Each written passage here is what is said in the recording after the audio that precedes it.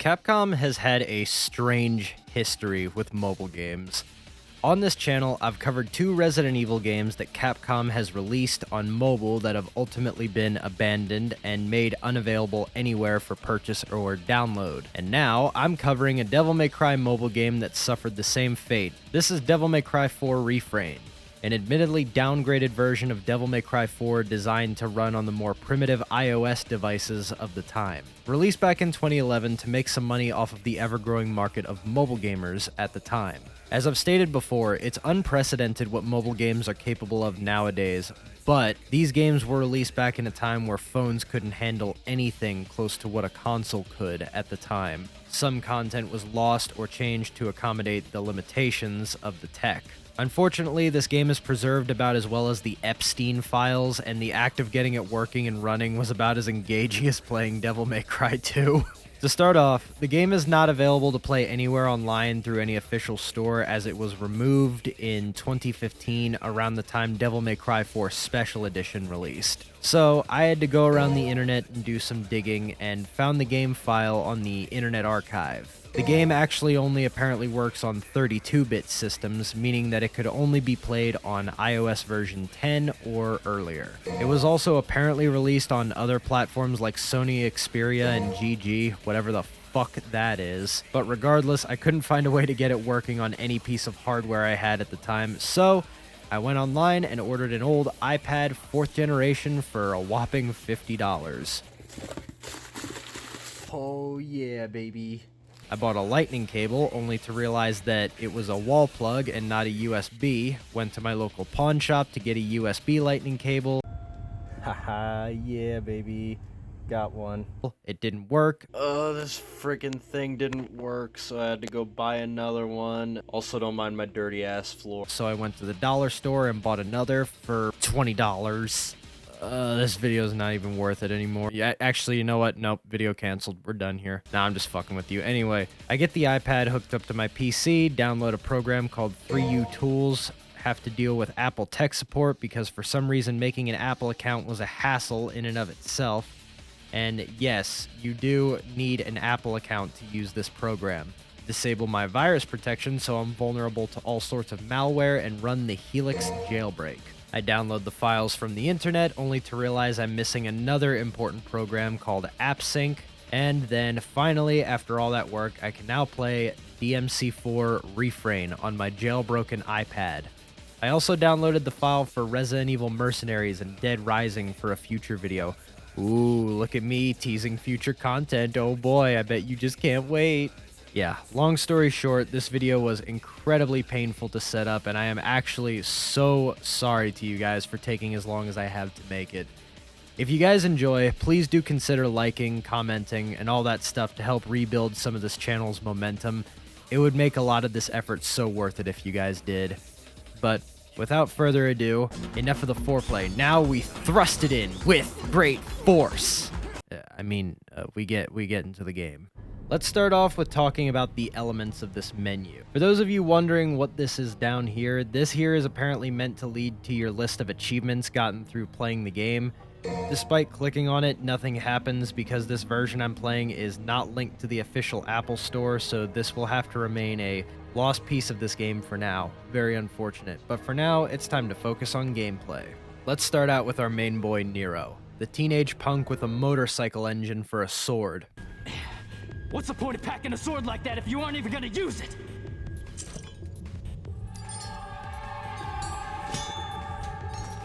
Don't question it. Anyway, the game introduces us to Nero's core functions in this tutorial, including his attack, shoot, grab, and revving. Already, I sort of have an issue with this game's control scheme because in order to use the rev function, I have to tap this part up here. This game actually did keep the function from the normal DMC4 where if you rev as you attack, it gives you a full charge for timing it properly. And I feel like it would have made my life way easier had the rev button been down here next to the attack button so that I could use 2 fingers to do it, rather than have to awkwardly stretch my left hand to hit the rev button. There's no reason to put the button up there other than that part of the screen is where the meter is in the normal game. Anyway, I'm getting ahead of myself. The gameplay is exactly as you'd expect from Devil May Cry. Kill demons and look cool while doing it. Try to get your style rank higher for more red orbs and a better rank towards the end. The enemies are not as horrendously dangerous and aggressive as they are in the original game, believe it or not.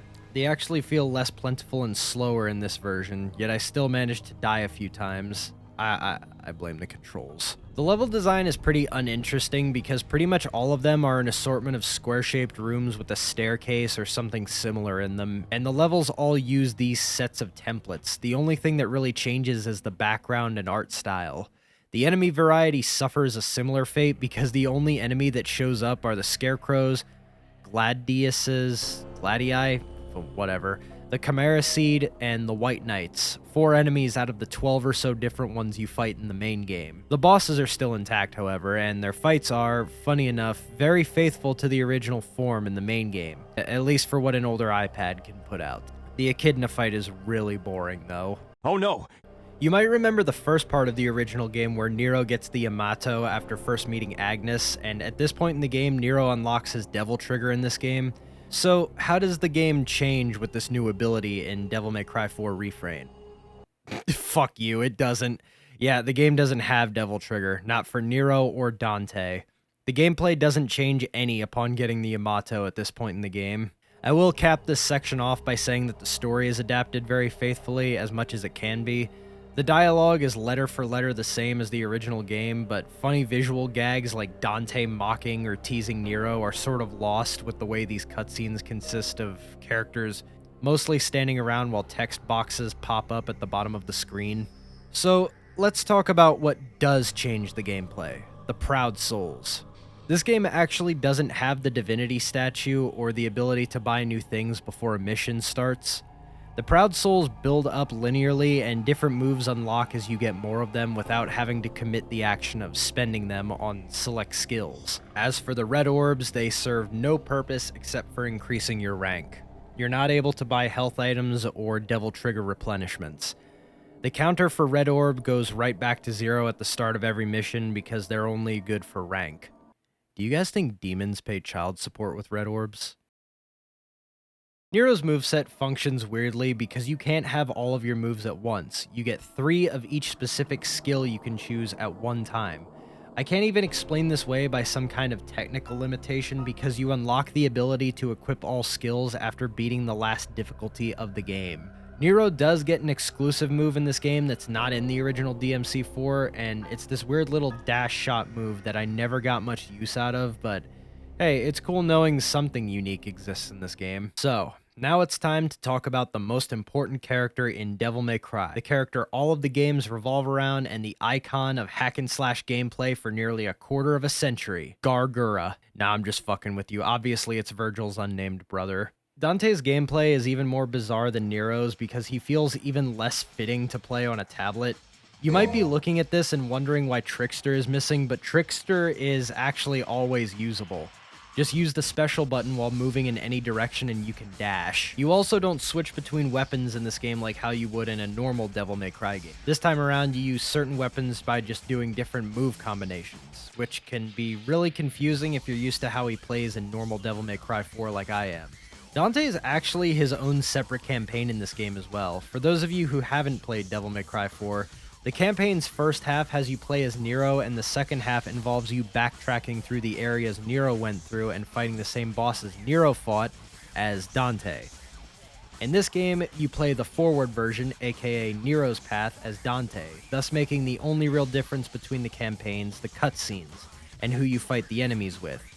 You do get to fight Nero in this campaign, which is fun too. And by the way, you actually can get the Yamato in this game apparently for both characters. I haven't gotten it yet though. You have to beat the game with an S rank first, and I found out about this and some other things about this game from a GameFAQs post by Sephiroth Sui. Also how I found out about this game's achievements. Thanks, Sephiroth. Now, one of the things that Devil May Cry sort of markets itself on is being replayable, and one of the ways it accomplishes this is through giving you harder and harder difficulties. So how does Devil May Cry 4 Refrain handle this? Well, the game has 3 difficulties: Devil Hunter, which is the normal mode, Heaven and Hell, and Hell and Hell. Heaven and Hell is a mode where you and the enemies die in one hit. It's incredibly boring and only something you would really do in the main games for the achievement. Hell in Hell means you die in one hit, but the enemies have normal health. Neither of these felt super hard or frustrating because there's not any real punishment for failure. You die and the game immediately lets you get back up. No reset to checkpoint or anything. It's just a punishment to your rank. And it isn't even that big of a punishment either, considering there were levels where I died multiple times and still walked away with an S rank. I assume this was done to make the game less frustrating for casual mobile gamers, in which case, get good. There's also a Bloody Palace mode, which gets greatly repetitive when the game only has 4 different enemy types and needs to stretch out the Bloody Palace to 50 floors. So I might try again sometime down the road after the game lets me get the blue orbs, but you need endgame unlockables like the Rizalka Corpse, Sephirothic Fruit, and the Wing Talisman to get them, and I haven't gotten all of those. So now let's see the ending of Devil May Cry 4 Refrain. Because Dante and Nero have 2 separate campaigns, it basically just ends right after the first fight with Agnes, or the only fight in this campaign with Agnes. You're immediately taking down the Savior and fighting Sanctus afterwards. I'm kind of retarded.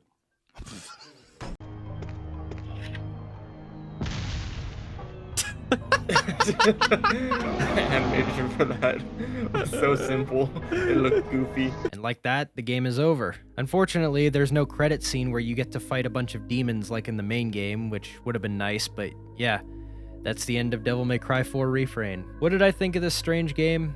It was enjoyable, and cool seeing how Capcom tried to implement Devil May Cry 4 on iPad and iPhone for the first playthrough, but everything after started getting really annoying and tedious, and maybe it's worth playing out of curiosity, but if you don't want to deal with the repetitive nature of the level design, well, you might want to refrain.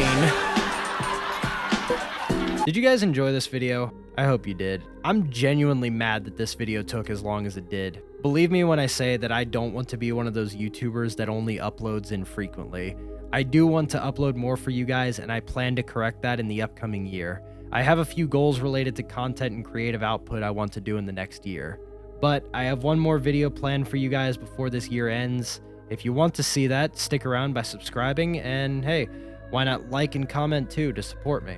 Thank you guys for watching. My name is Dom. I will talk to you later.